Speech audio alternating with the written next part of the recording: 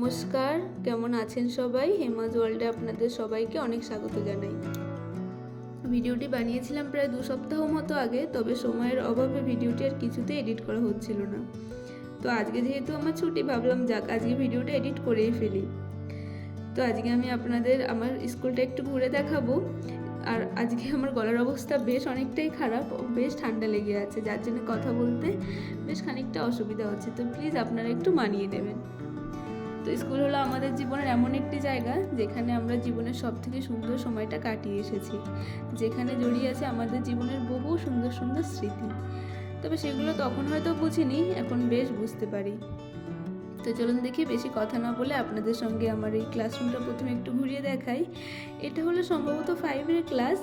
দেখতে পাচ্ছেন রুমের দরজাগুলো কি সুন্দর করে সাজানো। প্রত্যেকটা ক্লাসরুমের দরজায়, প্রত্যেকটা ক্লাসরুমের বাইরে ভেতরে বাচ্চারা এইভাবে সুন্দর সুন্দর আর্ট পেপার দিয়ে, বিভিন্ন রং বেরঙের আর্ট পেপার দিয়ে সুন্দর সুন্দর করে সাজিয়ে রাখে, আর দেখতেও লাগে ভারী সুন্দর। এই যে এই রুমটার ভেতরে ওই যে দেখতে পাচ্ছেন কি দারুণ করে সাজিয়ে রেখেছে না? প্রত্যেকটা ক্লাসের বাইরে তারা এইভাবে সুন্দর করে সাজিয়ে রাখে, যার জন্য ক্লাসরুমগুলো দেখতে ভারী সুন্দর লাগে। চলুন দেখি এবার সামনের দিকটা একটু আপনাদের ঘুরে দেখাই। এই যে এটি হলো হিন্দি ডিপার্টমেন্ট। দেখতে পাচ্ছেন এখানে কি দারুণ সুন্দর লাগছে, মানে অসম্ভব সুন্দর লাগছে। এখানে ফুটিয়ে তুলে যে একটা গ্রাম্য পরিবেশ। আর ওই যে দরজাটায় ওটা বানিয়েছে কিন্তু স্যান্টা, যদিও ভালো করে দেখাতে পারলাম না, ওটাই বানিয়ে রেখেছে স্যান্টা। এরা উৎসবের সঙ্গে থিম পরিবর্তন করে, এখন যেহেতু ক্রিসমাস সামনে, তো যার জন্য ওরা সব জায়গায় দেখতে পাচ্ছে স্যান্টাই বানিয়ে রাখছে।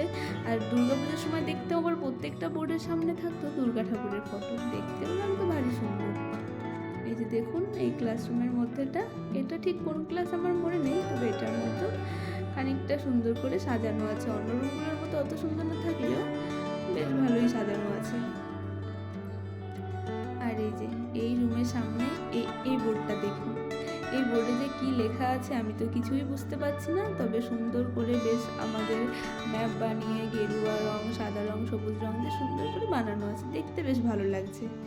আর এই যে এখানে সামনে একটু সবুজ মাঠ, আর তার সামনেই হলো সুইমিং পুল, যেখানে বাচ্চারা সপ্তাহে 2 দিন করে সাঁতার শেখে। তো চলুন দেখি এবার আপনাদেরকে সামনের দিকটা একটু ঘুরিয়ে দেখাই। উপরের দিকটায় যাব না, যেহেতু কাজ চলছে, তো আপনাদেরকে সামনের দিকটা একটু ঘুরিয়ে দেখাই।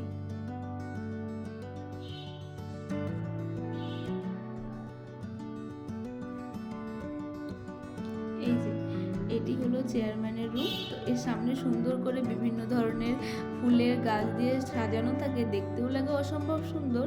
তবে আজ অত একটা গাছপালা নেই, আজ আছে মাত্র 2টো গাছ। আর ওই যে সামনে ওটা হলো কম্পিউটার ক্লাস। আর এই যে এটা হলো ছোট বাচ্চাদের ক্লাস। দেখতে পাচ্ছেন কি সুন্দর এবিসিডিতে একটা গাছের মতো বানিয়ে রেখেছে, আর এই যে সুন্দর সুন্দর আর্ট পেপার দিয়ে বানিয়ে রেখেছে। এই যে এগুলো স্মাইলিং কিছু হবে, বাচ্চাদের বেশ ভালো লাগে এগুলো দেখতে। আর যখন ফ্যানটা চালানো হয় কি সুন্দর দেখতে পাচ্ছেন দুলছে, এগুলো ভারী সুন্দর লাগছে।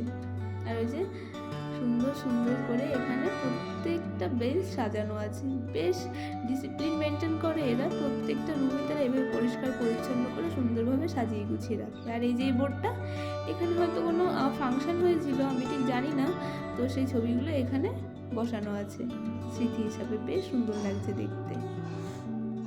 আর এই রুমের সব থেকে আমার পছন্দের যে জায়গাটি, দাঁড়ান আপনাদেরকে দেখাচ্ছি। এই রুমে আসলে এখানে তো আমি আসবই, এটা আমার সব থেকে পছন্দের জায়গা, শুধু রুম নয় গোটা স্কুলের মধ্যে।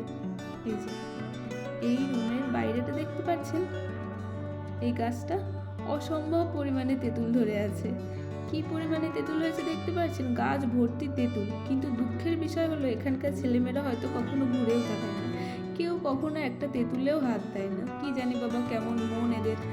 কিন্তু আমাদের ক্লাসের বাইরে একটা আম গাছ ছিল, সেই আম গাছে কখনো আম আমরা পাকতেই দিতাম না। ছোটোবেলা থেকে খাওয়া শুরু করতাম সেই আম, বড়ই হতে দিতাম না। সবাই টিফিন হলেই আম গাছের ওপর গিয়ে হামলে পড়তাম।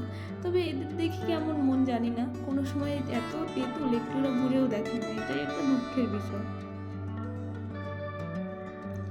তো চলুন দেখি এবার একটু বাইরের দিকে যাই।